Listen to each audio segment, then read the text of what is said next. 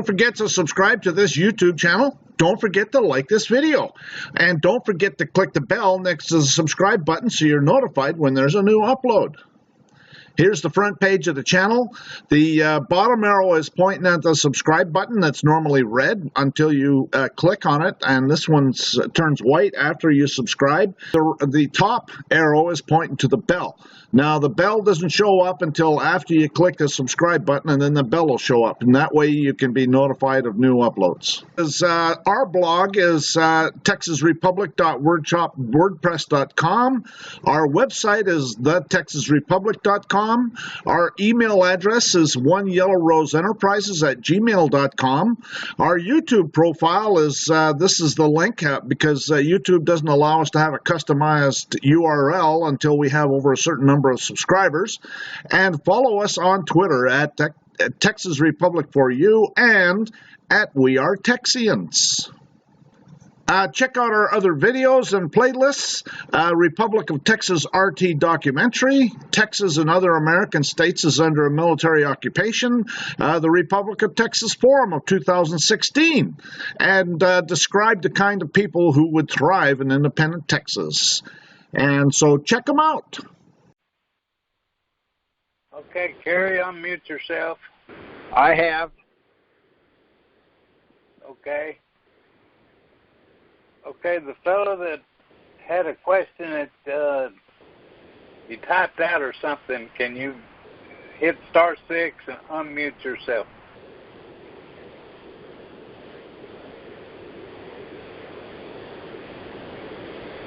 Well, while he's doing that, I'm just going to bring you up to speed on a couple of things that happened this week. One of them, I'm working with a guy, and he's in the claims court. The claims court came back, and they're wanting to do a offer and compromise, or a conference call, not a conference call, arbitration. They want to do arbitration. Okay, that sounds good. Well, my question is, how would you like to arbitrate with me? How would I like to arbitrate with you? Yeah. Where we got to go? Can we going to do it by phone or what? Yeah. But anyway, I just letting you know, we're just bringing you up to speed on it. Okay. We have a couple other people that have gotten their full checks this week. Uh-huh. A guy in our hometown.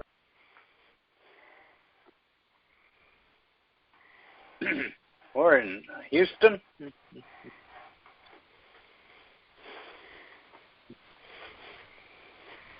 Hello?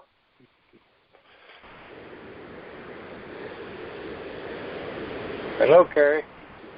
Can you hear me? Yeah, I can.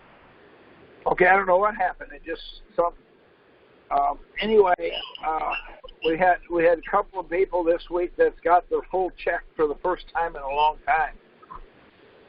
All right. Fantastic. Yep. One of them you know, so that's a wonderful thing.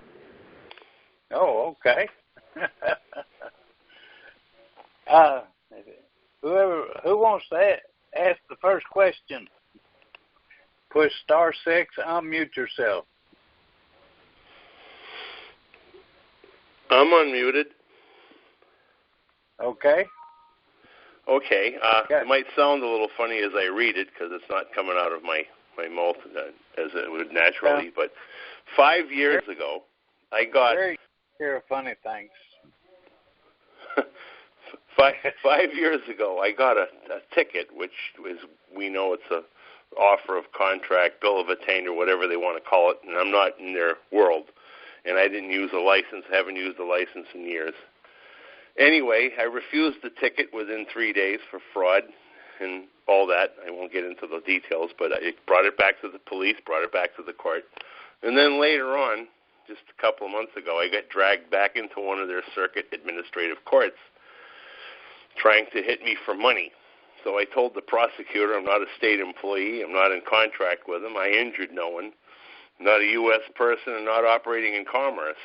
And that was a foreign IMF administrative court, and they're all foreign agents.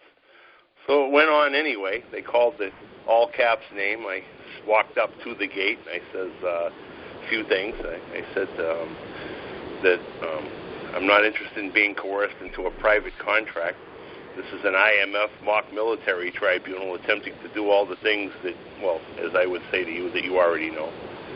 And she walked out of the courtroom. She says, I'm not going to talk to you if you don't enter my court, which I was there. I just didn't want to step on board her little pirate vessel. And if you go online in YouTube and you see Marple Schools, the judge, one of our state representatives who knows that we don't need a license to travel, got dragged into court, and he told them, you know, I don't need to be here. You don't have jurisdiction. I'm not in your world. The whole bit. It's all stuff you already know. But what I'm wondering is, if you've gotten this far, if you were me, what would be the next thing you do? I'd just like to hear it out of your words, and I'd probably go on some of the information, or not all of it. All right. I do one thing every time.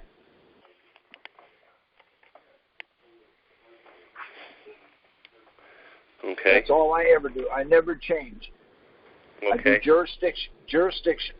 Yeah. Otherwise, that's all I ever do. I don't care what it is, period. Now, I want to ask you a question since you brought it up. Yeah. For this argument, there's two jurisdictions, in rem and in personam. Which one is the most important for the court to have? I don't necessarily know the answer to that. I don't want to waste your time by guessing. That's okay. You can guess. Well, I would say in personam, but... No, sir, you're incorrect. Okay, good. We got that far. Okay, now wait. So would you say in rem? I guess. You would still be wrong. Oh. You have to have both. That's the reason they don't have it. The Bill of Rights says you have unalienable rights. Anytime the court comes to you, they're going to lien your rights. They never, ever, under any circumstance, have in personam. And the reason for it is the Constitution protects us against that. So, how do you give the court jurisdiction? By participating, probably. Okay, now, if you want to get a divorce and you go to the federal district court to get a divorce, yeah, and the judge gives your wife the house, both children, the cars, the bank account, your retirement, and makes you pay her $1,000 a month. Tell me what she got. Tell you what she got? Yeah, you tell me what she got. Well, Nothing, because the federal district court has no jurisdiction. So no, they don't have any jurisdiction outside of D.C. Okay, but see, you said if you participate, if the court has no jurisdiction, how do Well, I walked into a local district court, the lowest court. Doesn't matter if they don't. Yeah, you're right. I know they that. Can't, there you go. So I hear that all the time, but wonder if. Doesn't matter. Wonder if. So I want you to think about this. Here's the other way I can answer that. If you're married and I'm married, you have a wife and I have a wife, if I want to do my husbandly duties on your wife, how would I do that? I can't. Why? I don't have jurisdiction. See? There's no difference. Jurisdiction isn't the only thing. It's not everything. It's the only thing. Well, what they did was they forced me under a $40 bail contract to come in. Okay. Again, they did not. If you understand that going in, you can do whatever you want. Cross the bar, don't cross the bar. The problem we're having is we don't want to plea. I plea every time I go in. I plead innocent until proven guilty. Guess what they say? We don't have that plea. So all I say is, I object. I sit down and let him throw the book at me. I do it differently. When I walk out of the court, I have my notice of appeal with me. When I walk out of the court, I leave it with the counter or with the input lady. I do my notice of appeal. Within 10 days, I will get a docket number, the proper court, and they'll tell me how long I have to write my appeal. I do an appeal without fail. I ask, do you have jurisdiction? The judge says yes. I said, I want to see it. He said, I don't have to show it to you. I object. That's what I appeal. On the appellate side, we have over 90% overturned. They overturn 90% of the time, and that's everything: automobile accidents, no insurance, tickets. It doesn't matter. So, which court are you recommending that I appeal to? See, that's the problem. I don't know what court you appeal to. That's why I appeal to the court that I'm in. If you're in the lowest possible court, I just appeal to them. They will package up. I get it stamped. That way I have proof I filed it. If they don't send it out, then I make them liable, and then I know what court to go to. I go to a superior court and file the lawsuit against the court clerk because she has now taken on all the responsibility. The problem is if you're in the 9th District and or the 8th District, where do you go? I don't know. I don't care. Well, when I say district court in New Hampshire, the lowest court it's a town court. Okay. It's the lowest. It's the traffic court. Right. That's fine. See, where do you appeal it to? I don't know. I take a notice of appeal in with me. If they don't rule in my favor, on the way out, I stop and file my notice of appeal. Then they package it up and send it to the proper court. The proper court sends me a package in the mail. It usually has a CD or a book in there, the rules, how you do it, what you need to do, how much your filing fee is going to be, what your docket number is, and the judge. That comes in an envelope. Then I have 21 days or whatever it is they tell you in that little package. That's how I do it. Then when I appeal to the proper court every time. See, when you start appealing, well, I'm going to appeal to, I'm in the 6th District, so I'm going to appeal to the 6th District Court of Appeals. That court you're in might be the 7th District. So you appeal it to the wrong court. They'll take your money, they'll hear the case, and they'll rule against you because they don't have jurisdiction. See? Well, I don't do that. I make them pick the court. If they pick the wrong court, shame on them because now they're responsible. I hold them responsible. Well, what we're hearing over here is, number one, you don't have any constitutional rights. If you say it again, you're going to get hit with contempt charges. Number two, the appeals seem to be just another rubber stamp for what the first court does because we're all talking to each other. That's okay. Yeah. Then let me ask you a question. Where you're in your lowest court, where do you appeal it to? I would think that the next one would be the Superior Court. See the problem you're having? But the Superior Court, I'm telling you about this in Texas, is divided into sections. So if I'm in the lowest court, ours are JPs. From the JP Precinct 7 in Harris County, it might be the Superior Court in Dallas County. That might be their direct access. I don't know what it is. So we have superior courts in each county. See, you're not getting it. Then well, I'm getting from what you're telling me that it might be a different county.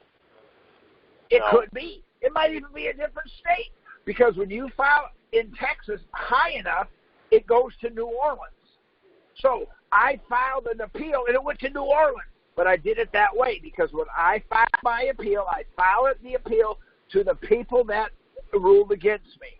That's where I file my appeal. They package it up and send it to their appellate court. I don't have to worry about that. I get an envelope in the mail because I got my address on it. I get an envelope in the mail that says, here's your docket number, here's your court, here's your judge. You got 21 days or whatever it is to answer it. And I answer it. They tell me everything I want, and I mail it to that court. Now we're off and running. The problem that a lot of people have, they say, well, I'm in Harris County. I'm in the Precinct 4. I'm gonna appeal it to the Texas District Court, but that may be the wrong court. You may have to go to the Dallas District Court. I don't know that. See, or you may have to go to Galveston District. I don't know what it is.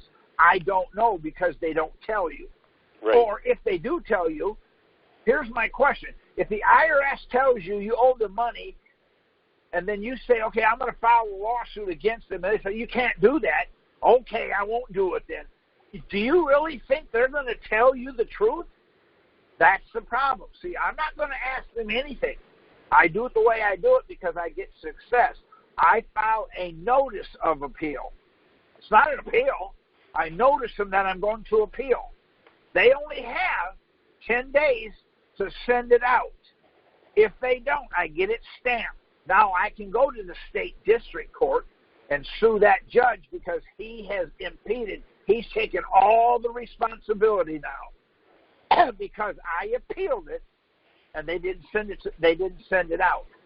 I had a judge tell me one time, did you really think I was going to send it out? He wishes he would have now because he ended up getting pulled off. He's not a judge anymore because he deliberately, he just doesn't like me. So I don't appeal to the appellate court. I appeal to the court I'm in.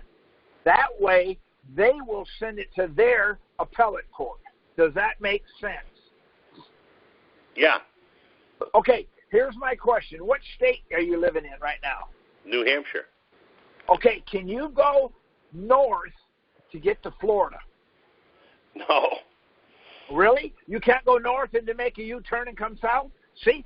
As soon as you said no, I understand, but that's what they're doing to us. Oh, I agree with you. I'm not new at this.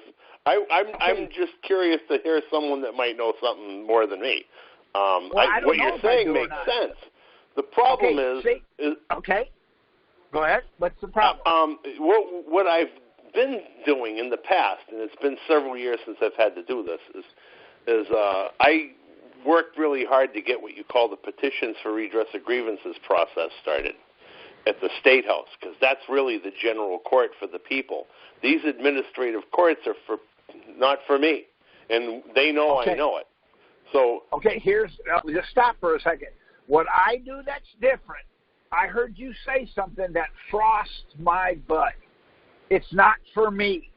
Now, I want you to think about this, and then I'm going to let you go back to what you said. I want you to think about this. You're on the roof of your house and you fall. What's going to happen? Well, of course, I'm going to go down. Okay, what happens if your wife falls? She goes down. What about a dog, a marble, a penny? See? Well, obviously, gravity rules. Okay, there you go. That's the law. Well, the problem is now, we've spent a lot of time on this here, so I'm just going to tell you about it. They're all color of law, and they don't have any of the rights to do what they're doing. I was not in contract with them. And I know you're probably going to disagree with what I'm saying, which is fine. There you go again.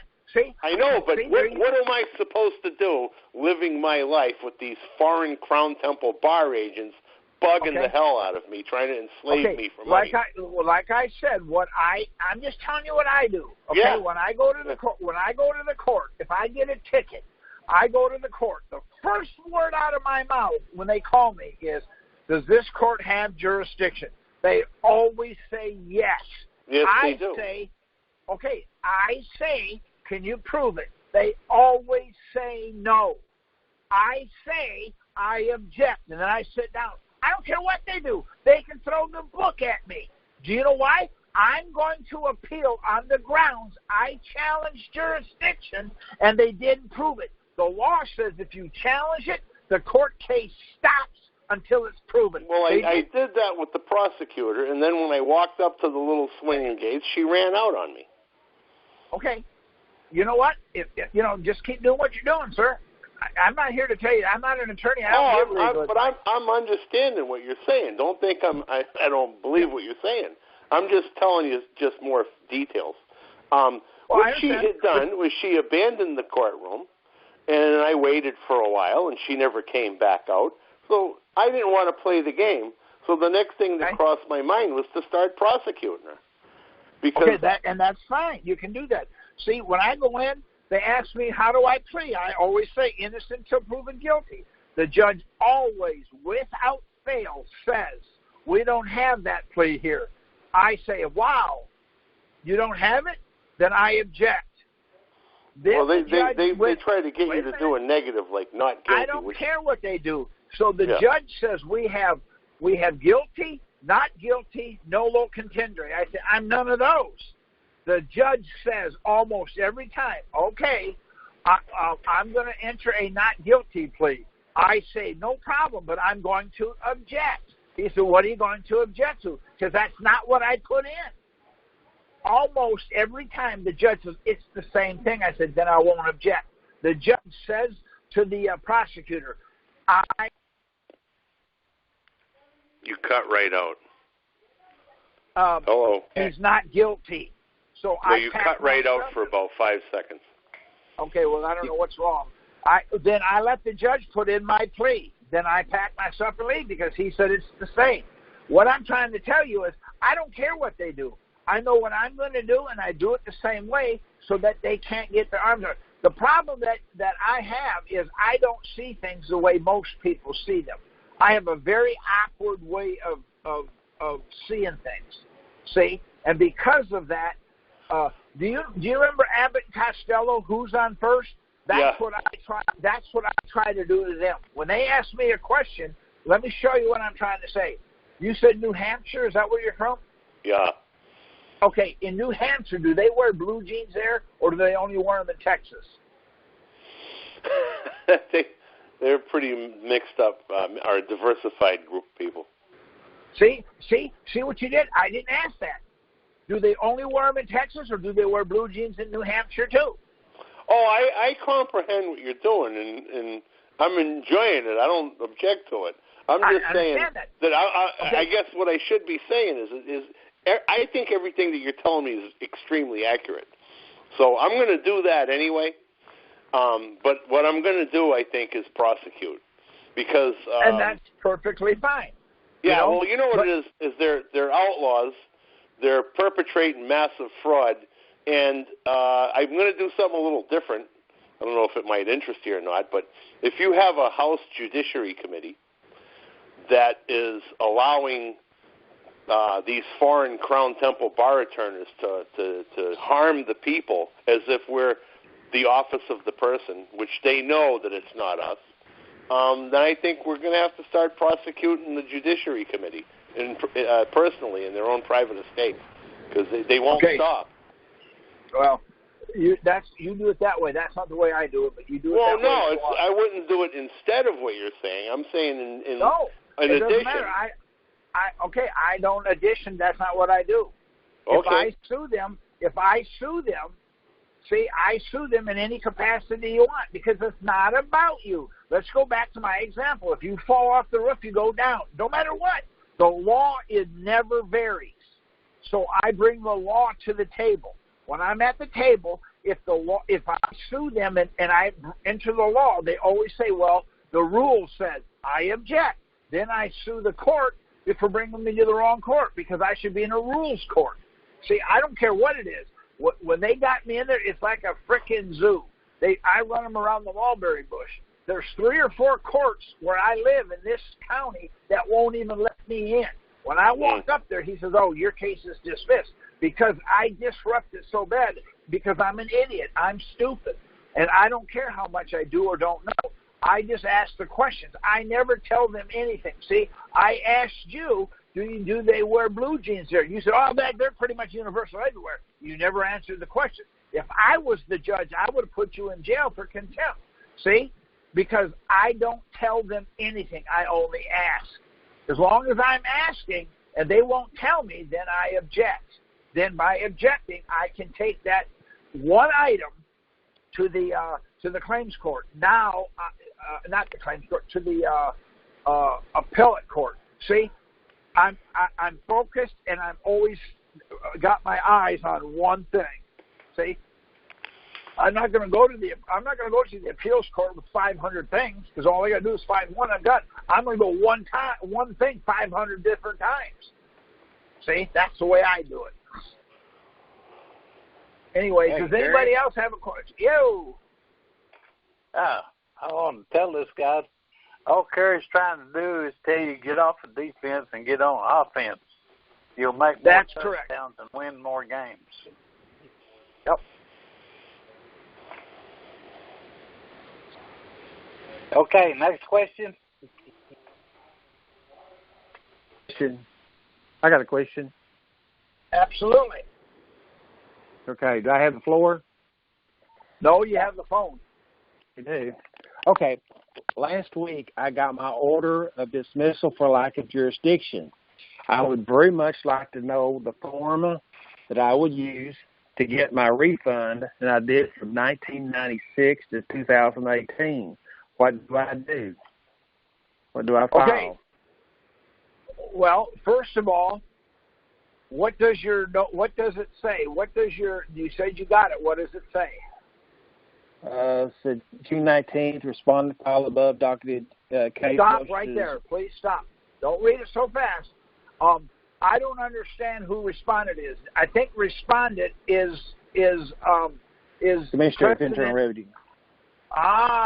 Read it that way so that everybody can hear it. Read it that way so that when you read it that way, they'll understand the power they have. Then then you'll know what to do. Go ahead and read it that way, please. Okay, this is from the Commissioner of Internal Revenue. On June 19th, 2019, respondent filed the above docketed case. I motion to Okay, dismiss. now wait a minute. You didn't do it. The commissioner filed the case. Go ahead. You got it. Everywhere the word responded is, say responded. Everywhere it says petitioner, say me. That way it'll make sense to you. Go ahead. Okay. On June 19th, 2019, respondent, which is Nope.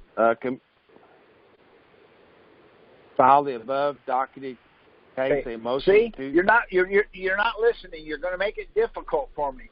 The respondent is the commissioner. If you say that, everybody will get their arms around it, and it will make more sense. So everywhere the word respondent is there, say commissioner. Everywhere it says petitioner, all you have to say is me. That way we can understand what's going on here. Then I can help you. Go ahead. Okay. Respondent filed in the above document. There you did it again to me. I'm going to stop you until you get tired of me. Commissioner of Internal Revenue filed in the above docketed case a motion to dismiss for lack of jurisdiction on the grounds that notice of deficiency as authorized by Section 6212 and required by Section 6213A of the Internal Revenue Code to form the basis for a petition in this court has been sent now we just stop for just a second. So it says the janitor, right? The commissioner's a janitor, right? No, he's not the janitor. He's the top dog.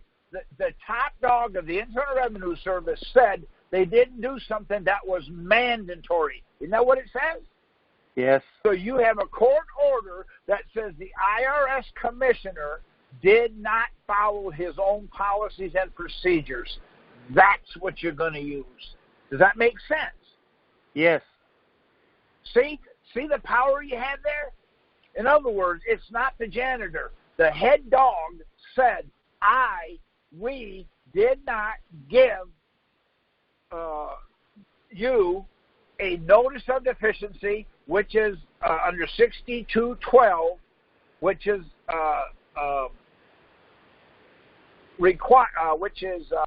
recommended, and under 6213A, it's mandatory. That means they don't have an option. See? So what happens is they didn't do something. That's why you have it. The reason the IRS doesn't have jurisdiction because they violated the law. That's why I keep telling everybody it's not about you. It's about the law. So now that you have that, tell me what you want to do, then I can tell you how to use it. Okay. I filed from 1996 to 2018. I want my money back. Okay. That I paid into it. Okay. So what you do, there's a form you fill out, and you take it to the court, and that's your argument. We don't care about nothing else. Wait. How do I get the form? I'll come back in the morning. Thank you. Thank you. I'm going to look at it and show him. Thank you. I'm sorry. I'm on a job site. Okay, go ahead. Do you understand what I'm saying? I know precisely what you're saying. I just want the form. Where did I get the form? Okay, So I call you here's afterwards? the problem. Here's the problem. You don't understand what we're trying to do. You're going to take the form, you're going to fill it out incorrect, you're going to say the wrong thing and send it in, and they're going to shut it down, and then you're going to say, what a dumbass. See, that's not going to happen. If you want to know how to do it, pay attention, get a hold of Ed, and we'll do this one-on-one, because if I put it out there, have you ever gone and been in a thing when you whisper something in the ear, and then the next guy, then the next guy, then the next guy, when he gets down to the other end, it ain't even close. See, what's happening is they're starting to nut up on us. And the reason for it is we've got thousands of them going there. They don't know what to do because they can't beat it. It's unbeatable.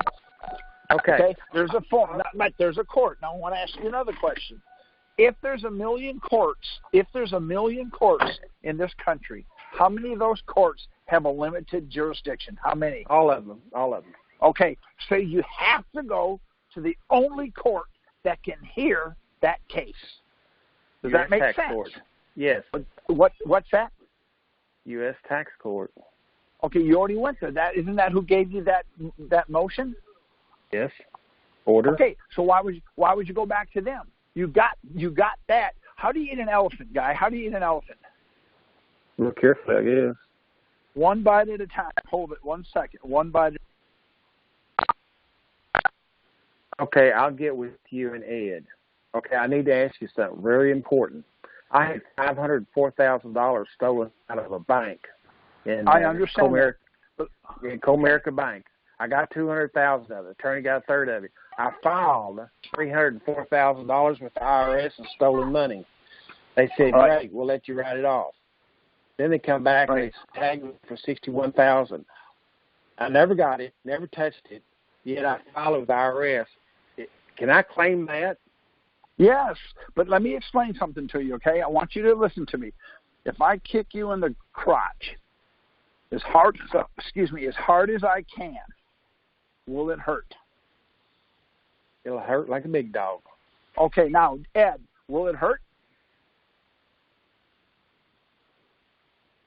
Yeah, it'll hurt.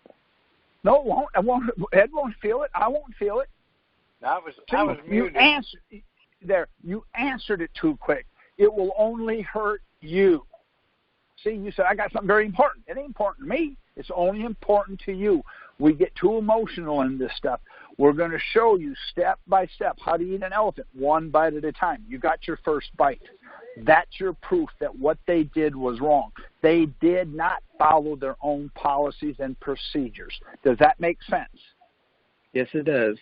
Okay, with that, we can go to the court that has jurisdiction. That court will then you'll use that as your, there's only two things that are allowed in court, facts and evidence.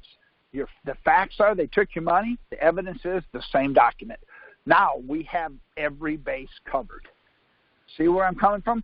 The problem we've had in the past is, well, I this, I that. It doesn't matter. If you fall off the roof, you're going to go down, just like anybody else, anything else. We're going to use the law. That's how the law was written. See, the law was written in a way that you have to be in the club to understand it. See? So what's happened is, because I've been doing this for so long, I've tried everything. I've run at them in every possible way. I'm finally getting through. The problem we have is you cannot get emotional on this. And I understand how emotional it is because they took $500,000 of your dollars. That's between living and dying, eating and not eating. I understand that. But when are you married by any chance? No. Okay, when you're mad at your girlfriend, you'll say something to hurt her. You're a bitch. Or you'll say something to her to just dig her. Why? Because you're mad at her. See? But you don't mean that. But see, and that's what we have to protect from doing. You're angry, and I understand it. Nobody's angrier than me. They indicted me. They tried to give me 55 years. They gave me nothing because I stood there and I answered every question. I'm going to ask you a question, and I want you to answer it. See, and then I'll try to explain what I'm saying. Do you have any kids? Yes. Okay, so are they male not goats? Kid goats. Well, not kid it goats. doesn't matter. You Kid see what you community. did? You answered it. There's the problem right there. See? Ask me the same question now, and I'll show you how I tried. I don't know. Would you explain to me what a kid is, please? It's a human being kid, not a goat. Oh, a human being kid? I don't have human being kids. Okay. See, I'm answering the question. You're not asking it proper. I make sure it's answered proper. Now, I want you to follow my logic here. It's stupid, but I'm gonna preface this question so you can preface it the same way.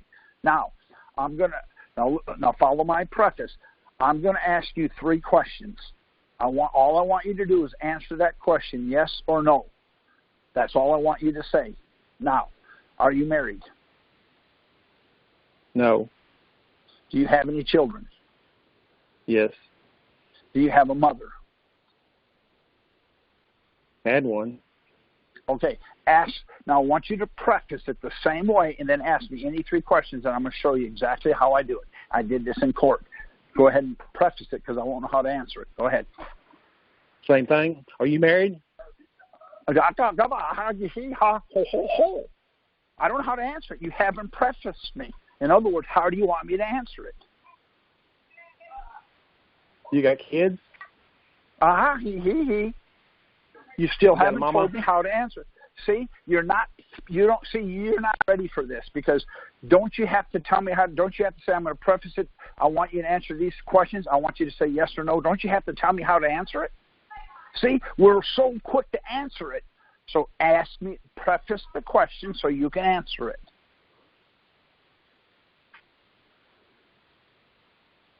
You want me to ask those questions?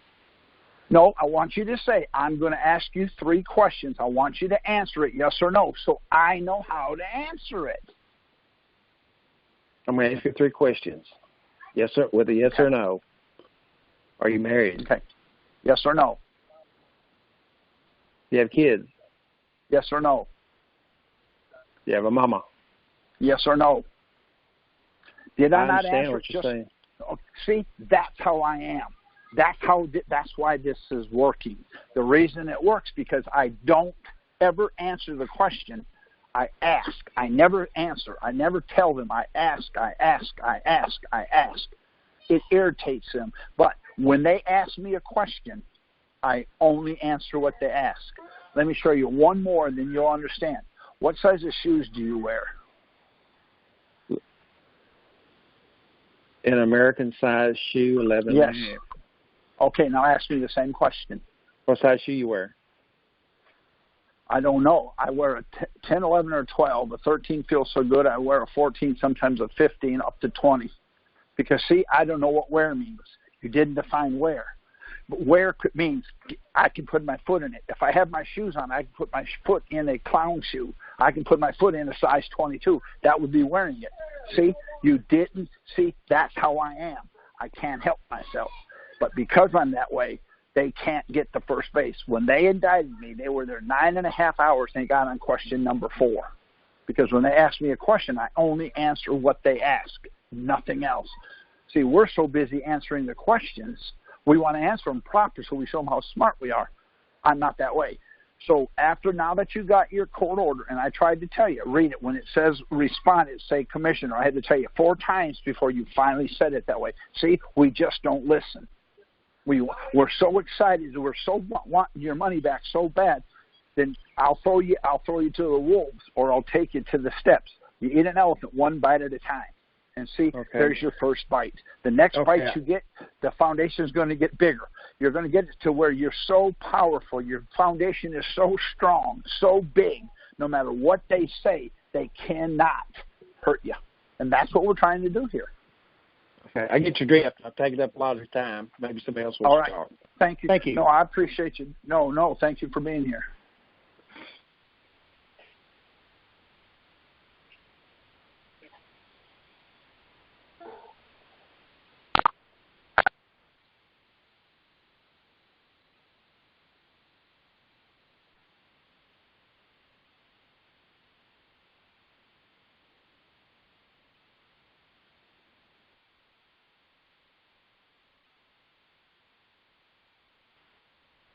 Next question. Hey, can I ask a question really quick? Yes. Hey, Kerry. I have my question is after you go through the procedure of getting the notice of deficiency and so forth and getting a refund. Now, moving forward, do you not file taxes or do you file and put zero? I mean, zero. How do you handle yourself moving forward? You just dismiss them. And the follow-up question to that is, what if you have investment income, say from real estate, you receive Schedule K, and maybe capital gain from stock trading and so forth? I'm assuming that it still falls under the income not defined theory. I'm just wondering if there's any additional thing to do, or you just, have one single way to handle yourself moving forward after doing this process that you discussed. Back to you.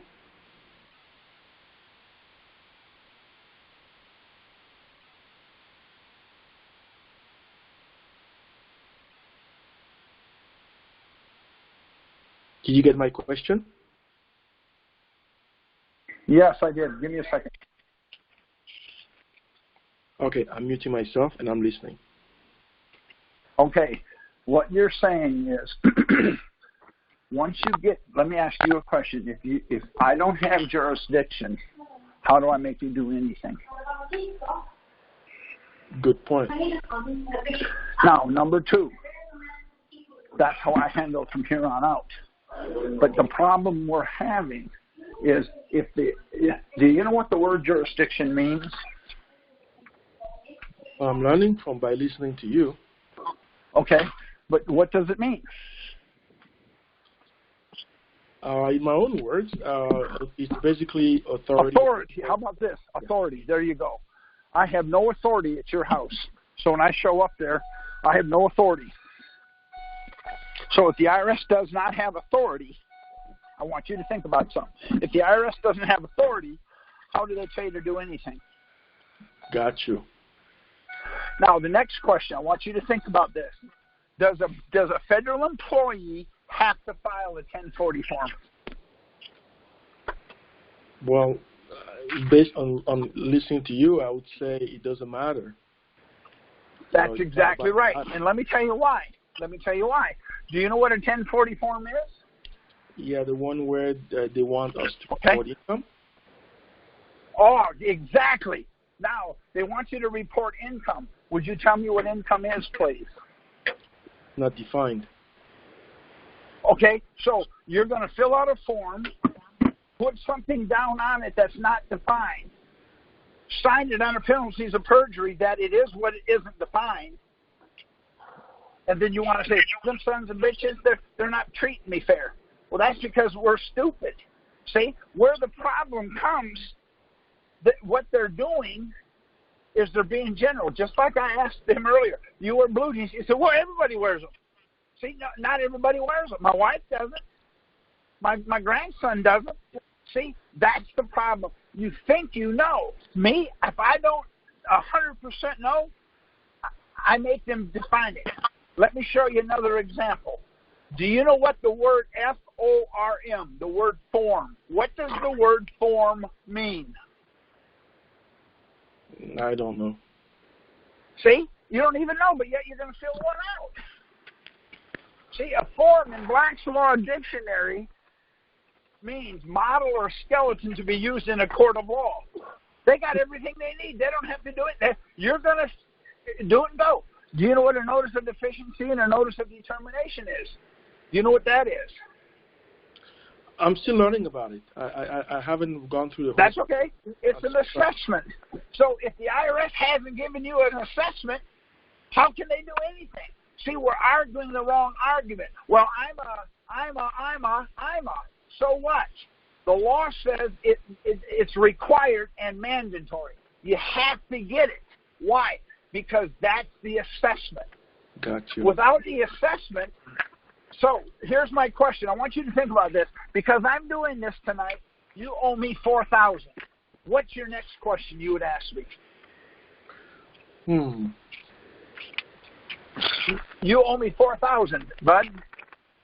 I would say for what, or I would probably say, well, you didn't tell me, or Okay, agree. for what? On that. For what? See what you're doing? You're beating around the bush. Ask me the same question. You owe me 4,000. 4,000 what?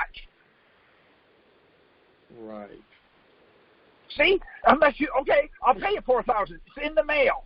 I'm going to take 4,000 snakes, put them in a box, and send them to you because they're going to be rattlesnakes because I'm from Texas. See, you didn't tell me what. Okay, now if you look at Title 26, Section 7608, it tells you right there what jurisdiction they have. See, all we're doing is using law. I could care less about anything else. Right. Okay, so what I'm trying to do is show you what happens when we act foolish. See?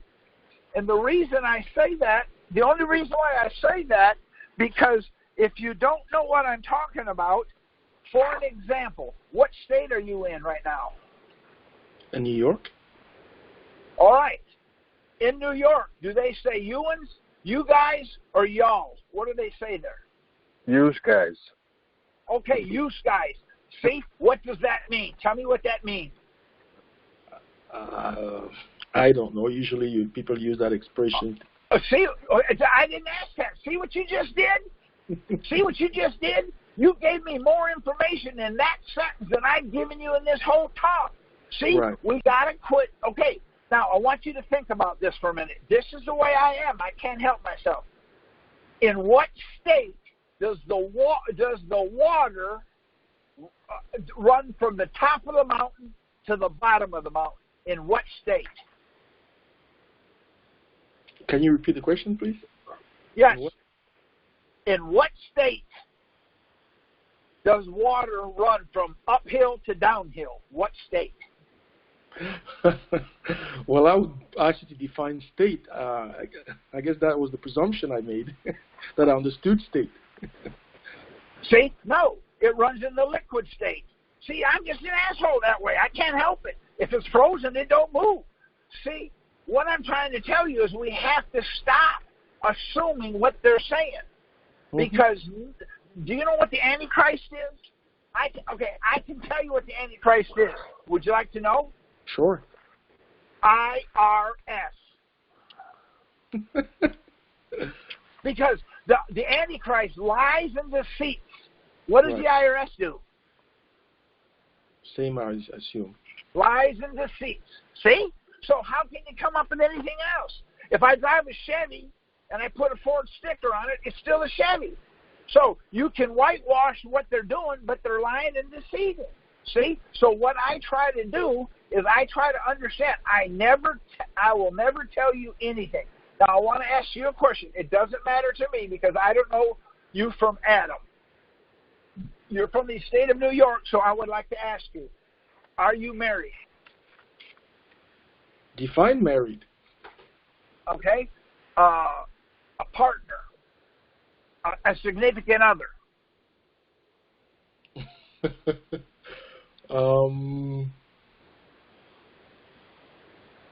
Hello? See? You're taking so long. It's an easy question, guy. Just answer it. I have many significant other things. No problem. Okay, if you're married and you don't want to tell nobody, I understand that. She's probably got a wart somewhere. Okay, are you married to a male or a female? Are you what? Are you married to a male or a female? If you get married and you're not, would you marry a male or a female? I'll probably say, which Mary? You know. I don't care. See, you're going to go to jail. Then why don't you ask me the same thing? Okay, are you married? Yes.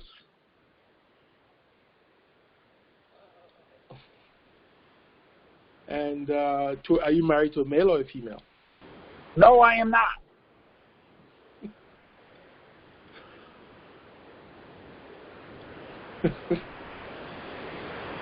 Okay, see? You don't see? You're stuck already. What's the next question that has to come out of your mouth? I'm not sure. What are you married to? Yeah, right? who are you married to? A woman. All women are females, but not all females are women. Because if you'd have said a female, I would have said, oh, are you married to a goat, a sheep, or a dog? You would have said, huh? See, those are all females. That's the problem we have. We have to understand what they're saying so we understand the answer. That's why I'm meticulous about this, see? Mm-hmm. Now, when I go into court, I hand them a glossary page. I have a glossary page that I've got all the words that I need to protect me defined in law. Just like when you fall off the roof, everybody goes down. I've got all those go down words defined. Black's Law, Constitution, Supreme Court. I have them on a piece of paper. I hand it to them. If they ask me a question and it's on that paper, they've already given me a path home. If they say they're not, then I say, okay, then I don't understand the question. And they're going to define every word in the sentence from that moment on. Does that make sense? Yes, it does. So I guess... Go ahead. I guess what I'm trying to understand as well, and granted that my question may be a little premature because I'm still learning the materials, but I'm trying to understand, once you get these processes in place and these notices of deficiency and court order and so forth, after that you're done with that, moving forward the following years, do you just not file at all because now you have those paperwork? Okay. I've done a revocation of election. What that does is look up Title 26, 60, 13, and focus in on G and H. Under G and H of 6013 and Title 26, it says you have one time, one chance to get out of the tax club. See, because they put you in it without your understanding. So you're not liable for it. So you can make yourself tax exempt just by doing I call it an ROE, a revocation of election. Does that make sense? Election. Okay. See, you're electing to get out of the tax club. So let me ask you a question, okay? Mm-hmm. I want you to think about this. Do you drink?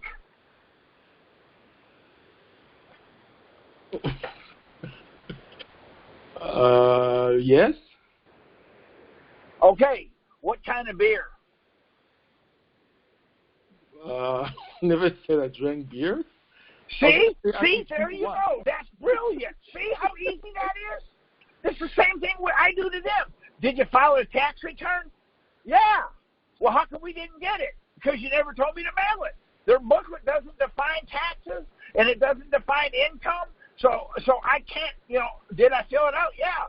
But in the 1040 booklet, if you go to page 107, on 107 it says you have to do one of two things. You have no choice.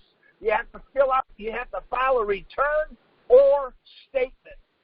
Well, that's a good thing for me because I fill out a statement. I write on a sheet of paper, eat, shit, and die. Put it in an envelope and mail it to them. There's my statement. That's their paperwork.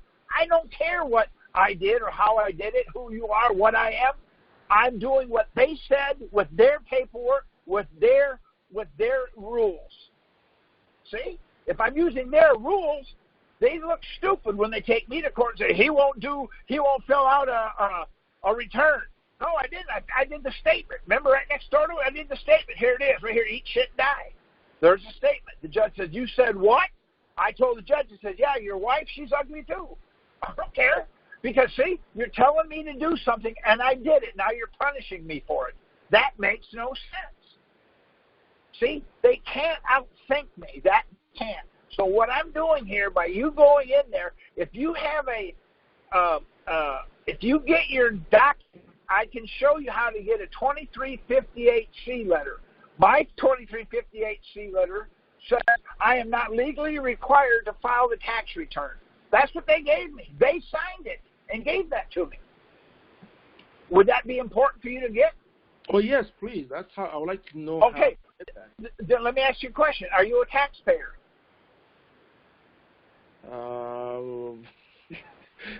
That's a good question. Hello? See, by your silence, I will assume you're not. Well, I mean, technically, Okay, I'll ask you again. Are you a taxpayer? Yes, I am. There you go. See how simple that is? Are you an income taxpayer? No. Why? Because income ain't defined. See? Right. See how simple that is? Right. Now, let me ask you a question. Do you wear underpants?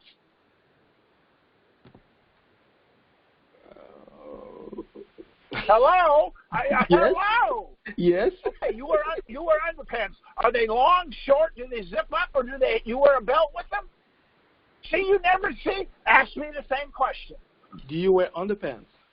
Thank you for asking. Well, I don't know what are underpants. I don't got a clue. Now define it. Then I can tell you. You ask the question. If you ask the question, you have to know. Now, I want you to think about this. I'll assume you're married, but if you're not, just pretend you are for this question. You walk into your house and your wife is cheating on you. Would you recognize it? Oh. Hello? See what I'm saying? You're outside. You're in the box. I'll ask it again. You walk in your house. Your wife is cheating on you. Would you recognize it? I don't understand the question. You don't understand the question? Okay. If your wife is in the house and she's cheating on you, would you recognize it? If you don't know what that is, but buddy, there's no hope. You're asking me to help you, and I can't. No, my answer would be that I don't understand the question. Ask me the same question. Okay, you walk into your house and you're cheating on you. Would you recognize it? Oh, wait a minute. See? Okay, I didn't say it that way, but go ahead. Okay, you walk into your house and your wife is cheating on you. Would you recognize it? I don't know. Define for me, please. What is cheating? Mm-hmm. See, you asked the question. You want me to define it. I won't. I don't know. Maybe I will. Maybe I won't. What would she be doing? Now you're always. I always make them on defense. Watch this. Have you stopped kicking your neighbor's dog? Which neighbor? There you go. See how simple that is? Well, I don't know. Well, I don't know either. See, once I get on the hook, they can't go nowhere because they asked me a question. Do you file a tax return? I don't know. Would you tell me what a tax return is? That's an income tax return. I'm not sure. What's income? See, I'm going to make them define it because I already gave them my glossary page. All that's on there. They're going to say, you can't use it. Well, then if I can't use it, I don't know what you're talking about. See? Wow. Because as soon as you make a determination of what they're saying, you're screwed. Doesn't that make sense? Right. What's the best way to practice and get to that point that you are at, and basically not assuming we understand anymore? What's the best exercise you would recommend to do that, to get better? I do it all the time. I just do it. I've always been this way. This doesn't exist, but this is the way I am now. See? I want you to ask me a series of questions, and I'll try to show you what I'm talking about. Ask anything you want. I don't care. I have nothing to hide from the audience. Ask any question you want. Do you still file your tax returns? I'm glad you asked. What tax return? The income tax return with the 1040. The 1040 income tax, what's income?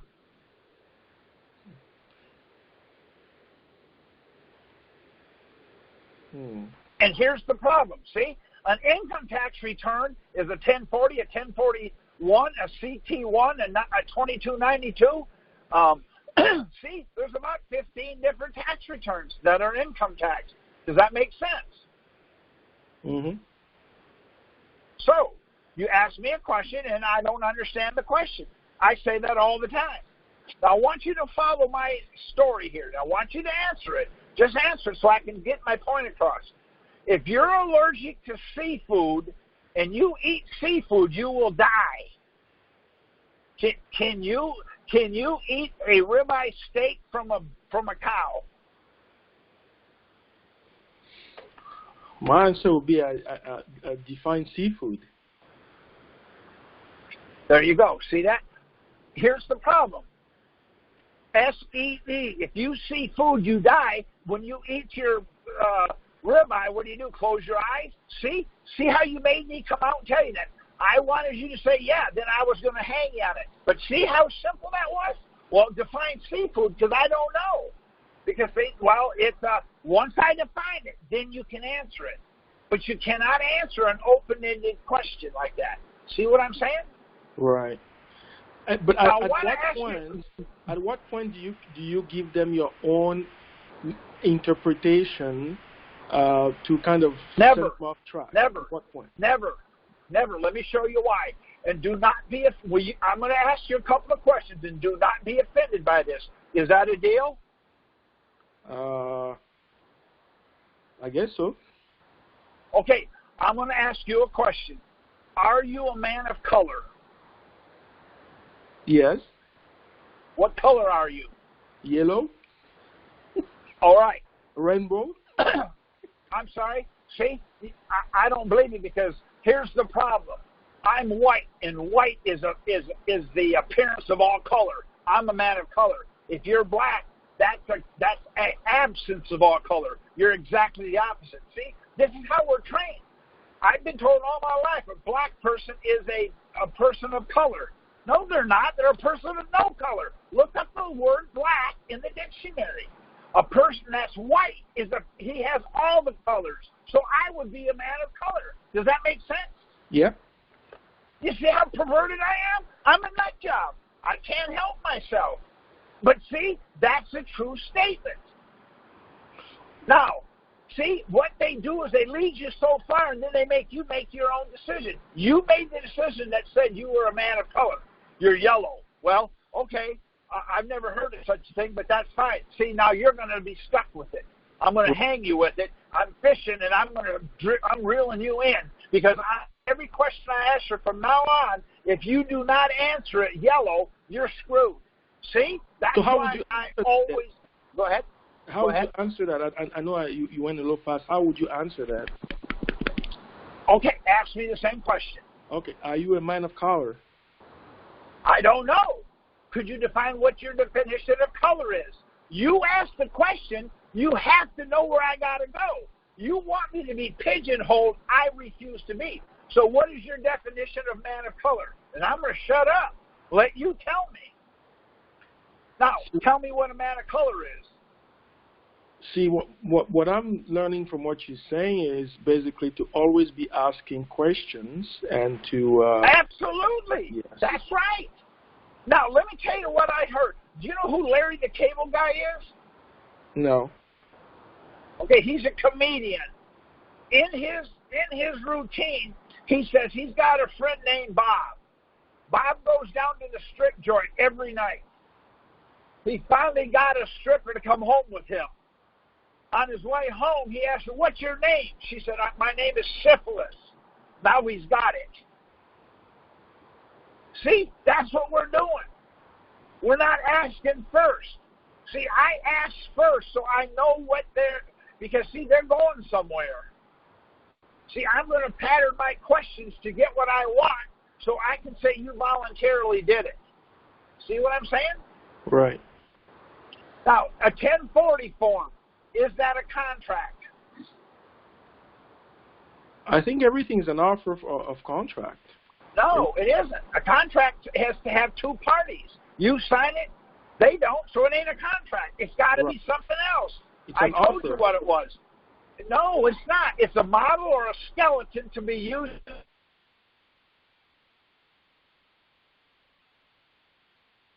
It's a model or a skeleton to be used in law. It's got what they need out of it to prosecute you. What have they got? Right.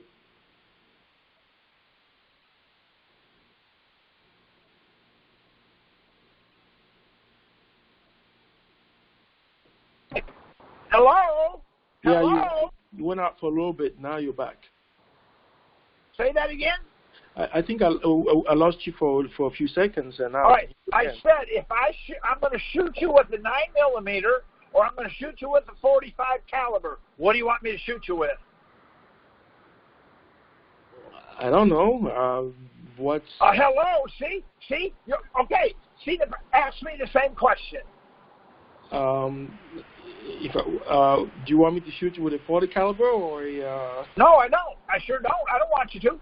See, that's not what I asked you. See, that's not how they're going to ask it. I asked you, I'm going to shoot you, and I'm going to shoot you with a 9mm, or I'm going to shoot you with a .45 caliber. Then I said, what do you want me to shoot you with? Wouldn't it be easier to say, I don't want you to shoot me at all? That's what I asked. See? Wow. Just listen. Just listen. See, you're thinking, well, which one would hurt least? Well, the one that you don't get shot. That's what I do. That's what I'm trying to bring to this party. I'm giving you forms. Forms is a model or a skeleton to be used. I make up my own forms. I send it to them. If they don't answer them, then they've agreed. I tell them right on there. See? The question is, if you, first of all, do you know how the 1040 got its name? Why do they call it a 1040? Do you know why they call it a 1040? No, I think I heard you mention that before, but I don't recall 100%. Okay. See? So, if that's the case, see? So that's my question. When they question me, I always answer them. But I answer them in a way that they can't use it. Right. Does that make sense? Yes, I appreciate you taking the time to. It was my pleasure. It's my pleasure. I appreciate that. Yeah, definitely. I'm going to continue studying the materials. I appreciate it. I'm going to leave the floor to the next question. Hey, does anybody else have a question? Bob from Boston does. Well, then ask it. You got enough gas in you? Maybe you may have to go get some coffee. Maybe so. All right. So, hey, that guy before me had some good questions. Good job, you know. But anyways, I'm up a little further than where he's at, and where I'm at now, for everybody else who wants to know, is and ask questions. I'm in federal claims court now, and back on May 28th or something like that, I sent in a motion to dismiss the defendant's claim for lack of jurisdiction, and then they responded back. But what they're missing out on. Oh, by the way, I came halfway in on this call, so I don't know if I'm going to repeat anything that you guys talked about. But anyways, they're dancing around the fact that they never did any assessment on me. And their conclusion is that their reason is the court lacks jurisdiction of the plaintiff's claim. Okay, so what they're doing is they're twisting. I know they're twisting it around, Carrie. I know. That's okay. That's okay. So what you do, let me tell you what I'm doing. When that happens, I write back to that person, because on that letter that you get, or that order, or that motion, or whatever it is, there's a name. Yeah. Then ask them if they're an attorney. If they're not an attorney, I'm suing them in the United States District Court for practicing law without a license. Again, it's not about taxes that way. See, anytime you're arguing with them and you're fighting with them about taxes, they will win. I never talk to them about taxes. See, I'm going to talk to them about the form to fill out. I'm going to talk to them about practicing law without a license, and we've had a lot of good luck with it. Because the agent that's on board with it, even if it's an attorney, sue the attorney because they're incompetent. It obviously says you didn't get what was mandatory. I am the dumbest guy on this phone call. I guarantee it. But I can read. See, I can read, and it says what it says. It don't say what I think it says what it says. So anybody that steps up and says, I don't think it says that, they're in court with me immediately. Why? Because they made a legal determination that affects me. So, buddy, I'm not afraid to get blood in the courtroom. Let's go get some blood in the courtroom. I'm ready. It's not a big deal. See, we're going to do this the law way. I have a lot of luck with the law because when I go back to my original example, whoever falls off of the roof, they head down. That's the law of gravity. Same thing with this. The problem that we're having in the past, we go into the courthouse and we got to beat our chest and says, are you talking to me? Right. See? Well, what do you mean am I talking to you? I don't care who they're talking to. What does the law say they can say? If they step off the law, right then, it's over for them. Right. Because I'm going to go for the juggler and cut their throat. I'm going to cut their throat. Right. They didn't answer my questions. Where's the assessment? They didn't even touch that. That's right. So then you go back and ask them again. The squeaky wheel gets the grease. I'm sorry, I cut you off. Yeah, that's right. Go ahead, Bob. But it's funny that because I'm looking at who signed it. Her name is Margaret E. Scher. There you go. Usually they have like Esquire or something like that if you're getting sued. But there's nothing, and it says down below, it says Attorney of Record, United States Department of Justice. That's even better. That's even better because now you can have their bar card. We've been doing it this way. I don't know if it's right or not, but we've already got 2 federal judges off of the bench. They can never be They can never be judges again.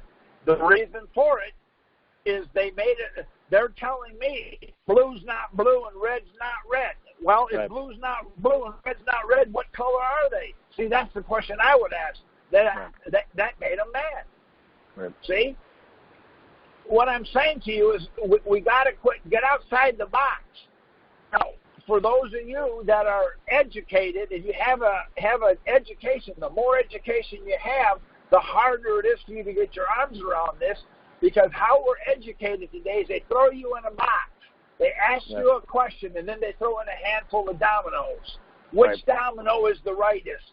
Pick out the one that's the rightest. It may not be right, but it's the rightest of the dominoes that go in there. Then you go to the next box and the next box. So they're teaching you how to think. Here's how you think. You get in the box, and we're going to throw you into stuff we want you to do. Me, I'm so stupid, I don't ever get in the box. Well, does that make sense? No, absolutely. So it's a game of ping pong or tennis right here. We just keep hitting it back and forth. When's it going to end? But the thing is what I still have to do is I gotta bring this back to them now and say, you never answered my question. Where's the assessment? Exactly. I need the assessment. I gotta just look at I gotta compare what they're saying to what I wrote for my motion to dismiss. But basically what they're saying is they're trying to dance around it and say that because I didn't file taxes for certain years, I can't show that I filed an administrative claim for refund. Well, and then that's maybe so. But here's the thing that we're trying, and then I'm gonna let you go on. Here's what we're trying. Ask her, what kind of a return do I need to file? There's a question. Let her tell you a 1040. Now you got it on the hook. Man, I agree with you. A 1040 is an income tax return. Now that you told me to do that, you're an attorney. You're required to know the law. What is income? Walk them off the bridge. I don't care. I don't care either. And I'm not holding her hand when she's off. I didn't mean to over-talk you there. No, that's fine. Listen, this is all recorded, so that's a good thing about it. I don't care about writing things down. It's going to be recorded. So what the question is, when you get something from them and it says, it doesn't say what you think it says. See, I was in court when I was getting indicted, and the prosecuting attorney says, well, what do you think it means? I told her, I said, well, I'm a married man, so I don't have sex with attorneys. And I sat down. And she said, what? I said, well, you asked me what I thought. I thought you wanted... See? Don't ask me what I think. It don't matter what I think. See? That's what they're doing. They're wanting you to tell them what it is so they can say, yeah, we agree. That's the reason I can't do a 1040. I don't know what what income is. But if I knew, I would put it down. But for those of you that want to know, it's entitled 31, Section 321, D as in dog, number 2. We'll give it to you in black and white what income is. Say what federal income is. So, go ahead. I'm sorry, I cut you off again. All right, so the next thing, because I want everyone to learn, because a lot of people aren't at this stage yet, but it's going to be good for them. The question for the guy before me was, what do I have to expect? Well, when you get to this point, it's not tennis no more; it's ping pong. Anyway, yes, yeah. Every court in the country is a court of limited jurisdiction. So once you go to the tax court and they say they didn't have jurisdiction, you go to the next court, one bite at a time. Right. It might be 4. You might have to go to 4 different courts. Every time you go with the proper question to the proper court, they give you the proper ruling. Well, that's the problem with this. Right. Then when you go to the court and ask for your money back, they can't say no. They don't have an option. They've already walked off the crib. No, that's true. So here's what they say on the next paragraph. They say in response, plaintiffs challenged the authority of the IRS to place liens on his assets and to prepare substitutes for return. They simply reiterate they base their case on this tax court's order dismissing their case for lack of jurisdiction. They fail to counter defendants' assertions regarding the lack of timely refunds of claim, lack of full payment, or the effect on the look-back period of any potential recovery. Accordingly, plaintiffs have failed to demonstrate that they have satisfied any jurisdictional requirements to maintain a refund suit in this court. And this is the last thing. To the extent plaintiffs continue to argue that the IRS has acted without authorization and thus wrongfully, this court lacks jurisdiction over claims sounding in tort, wrong levy, or improper imposition. And just listen, this is the last thing. This is the little footnote at the bottom that they put, number 1. It says, nor can plaintiffs successfully assert taking claims under the Fifth Amendment to the Constitution as they are based their claims in IRS lack of authorization. Unauthorized acts by federal officials constitute tort, not taking. And then it says, the lawful exercise of the government's tax collection powers does not amount to a taking, blah, blah, blah. Well, the only thing I can say is go back and answer it and just tell them, say, hey, see, the problem they're having is they don't have jurisdiction. They said they did, so we're going to go ahead and fine you. If you ask us anything else, what we're going to do is we're going to put a fine on you. I went back and I hammered them hard. And the reason for it is if they don't have jurisdiction, they say, I owe them good. I hope it's $1 million because $1 is defined on my glossary page. I stick it on that bad boy and send it in. Could care less. See, I'm outside. I mean, I'm like a nut job, okay? And I carry around a whole backpack of wrenches so that I can tighten them every once in a while. But it doesn't matter to me because I'm going to take what I know and put it on a piece of paper and send it to them. They always make the wrong decision, and that's good for me because now I have a name, I know the court to go to, and, buddy, we're on our way. So listen, Kerry, this is their conclusion. It's just one little quick sentence. It says, sure. For the reasons stated herein, the court lacks jurisdiction over plaintiff's claims, and thus defendant respectfully requests that this court dismiss the complaint. Right. I think you and I talked, and I gave you a way to handle that, didn't I? If you did, let's say it again. So not just I know it, but everyone else when they get on to your that point. particular one, they're saying they don't have jurisdiction on your claim. Well, that's good. They don't have jurisdiction, then they can't tell you not to get it. See? They didn't have jurisdiction to take it, and now they don't have jurisdiction to give it back.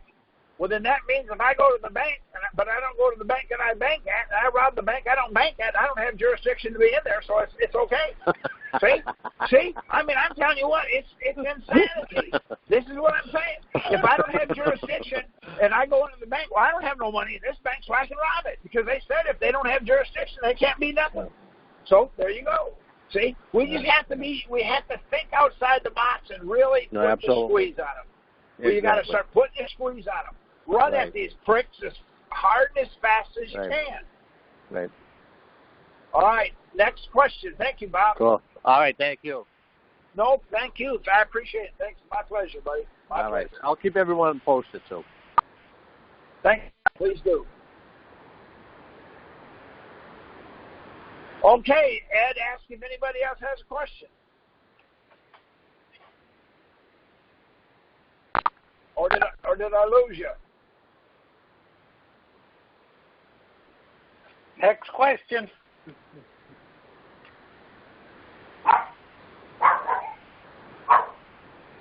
I don't speak dog, so I can't answer that one. Okay, does anybody else have a question?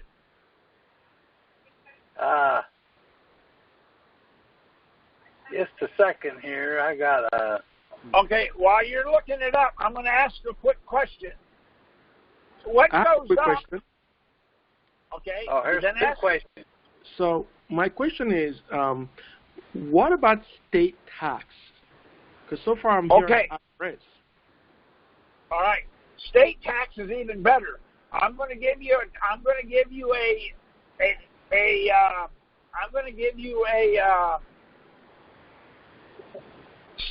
title to look up, and you look it up, and then that'll answer your question. Look up Title 31, Section 3124. That's 3124, and then look up Title 18, Section 8. 18, Section 8.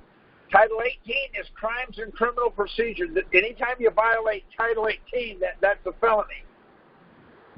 And it will tell you that the state cannot use what they're using to tax. And so I made a form that I use. A form as a model or a skeleton to take those tricks into court. So if you need a form, we'll show you how to use it, our own form, and then we'll do a cover letter to tell them what to do. And if they don't do it, to court telling them that you're trying to pay it, but they won't tell you. See, I'm not an attorney, and since I'm not an attorney, I can't make a legal determination. So that's basically what I've done. So does that answer your question? Yeah, actually, I came across that as well. So, and how can I get my hand on those? How can I get my are you talking? I didn't hear you. Okay. Okay. I'm looking at these titles, and it makes sense. I'm asking, how can I get my hand on the form you're talking about to see how to potentially use that? Well, to communicate. You have to pay us $100,000, and then we'll send it to you. The reason I said that is of what? See? All right, bud, I love it. No, Ed has it. Dollars of coffee beans? There you go. Ed will send it to you. He'll send you the form and the cover letter that I made up. And then if you ask him, tell him to give you my email address or my phone number, and then I'll walk you through it one line at a time, one question at a time. And I'll explain it to you. But Ed knows it pretty well. Ed can probably do it too, but Ed will help you or I'll help you. But what it does is it goes right to the heart of this thing. Let me ask somebody who's on here. If there's somebody on here that's in front of a computer, would you look up Title 31, Section 3124, and then just read it to us? Okay, would you read it for us? Yeah, it says exemption from taxation. Part A says stocks and obligations of the United States government are exempt from taxation by state or political subdivision of the state. The exemption applies to each form of taxation that would require the obligation, the interest, or the obligation, or both, to be considered in computing a tax excerpt. Okay, now, would you run to Title 18, Section 8 real quick so you can see this is going to define it? Okay, read it out loud. Okay, Title 18, Section 8 is obligation of all the other security of the United States defined. And it reads, the term obligation or other security of the United States includes all bonds, certificates of indebtedness, national bank currency, Federal Reserve notes, Federal Reserve bank notes, coupons, United States notes, Treasury notes, gold certificates, silver certificates, fractional notes, certificates of deposit, bills, checks or draft or money drawn. All right. That's okay. Now, Federal Reserve notes and checks, in other words, the state cannot charge, if they're going to figure a tax or ask for the tax, cannot use Federal Reserve notes, checks, or any of those items to figure it. That's my form. I made a form out. We mail it to them. If they don't answer it, we go and we default it. As soon as we default it, we sue the county in the state district court, because now there's your one bite at a time. See, you have an elephant. The elephant is the state.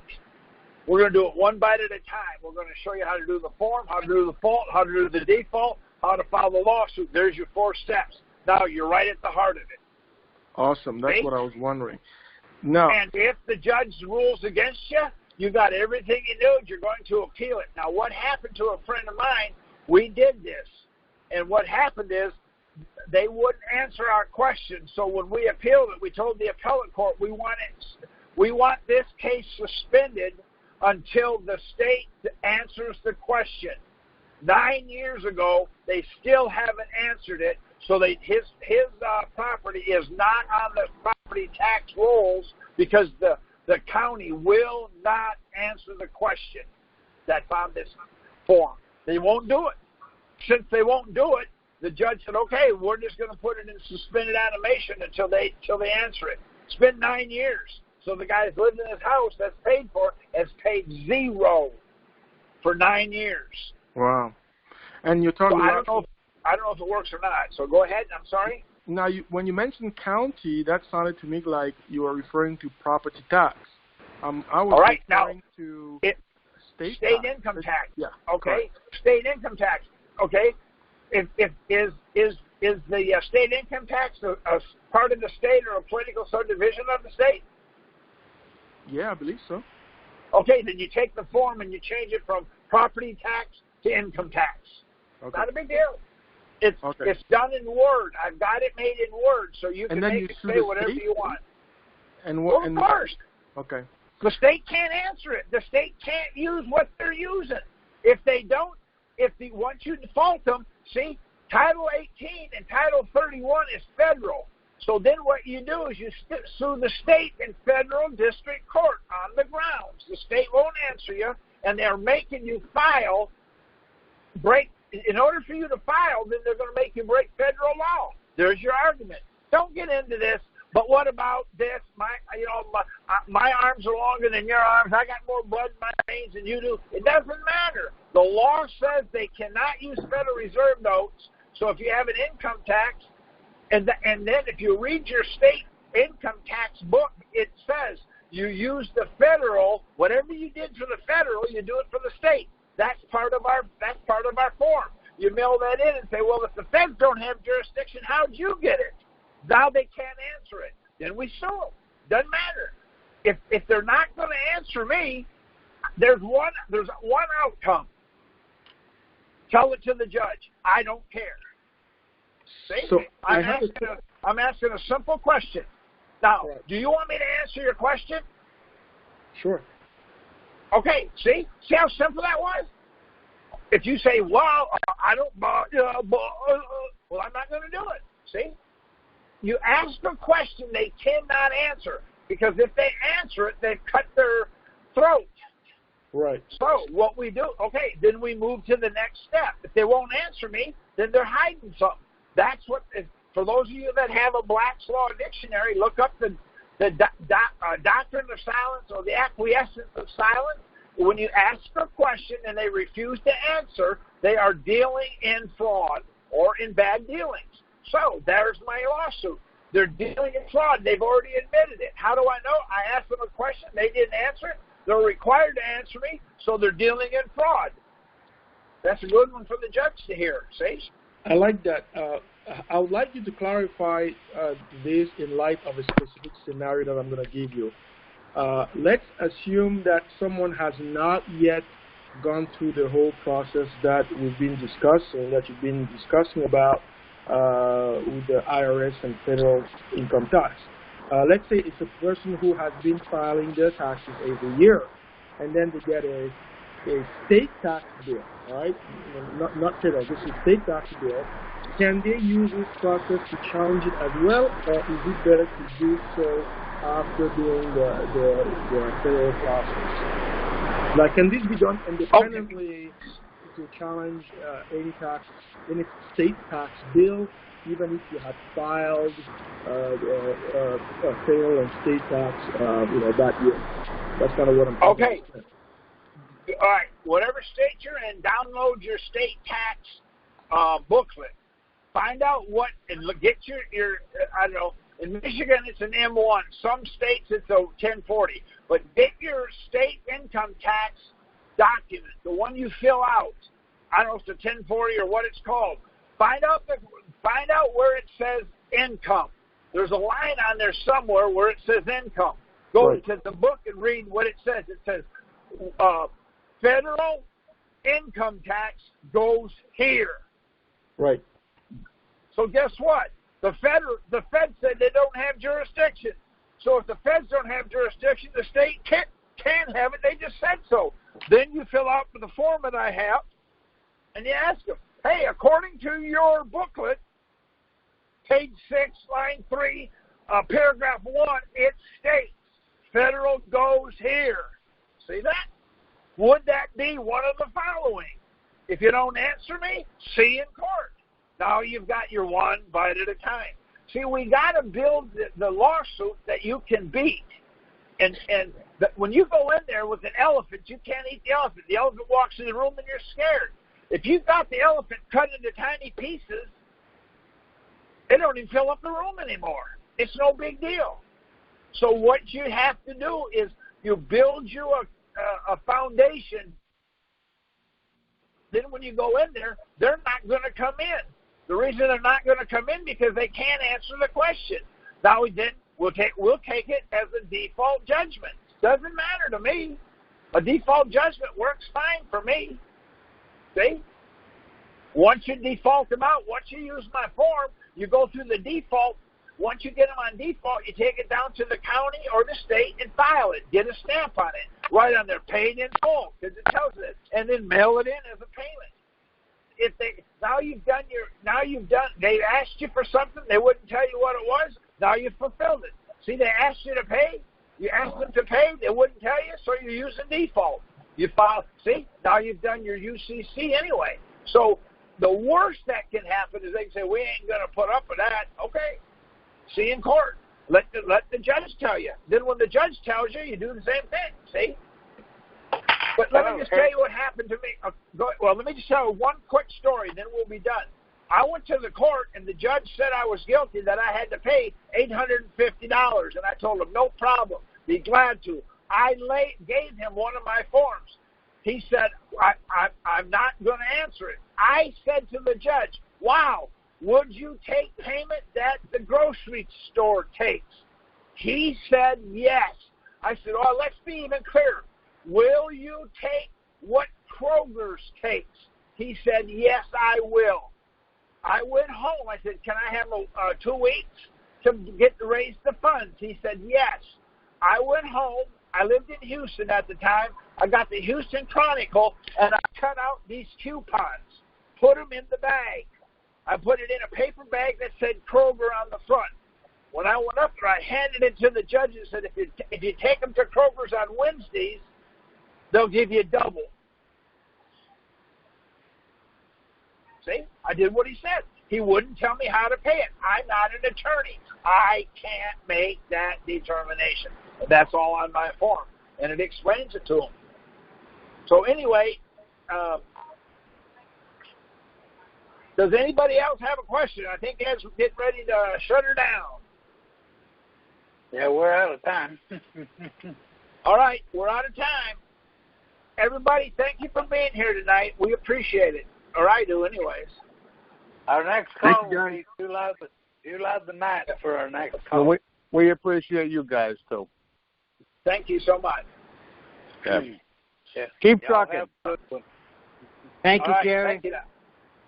Thank My you. pleasure. My pleasure.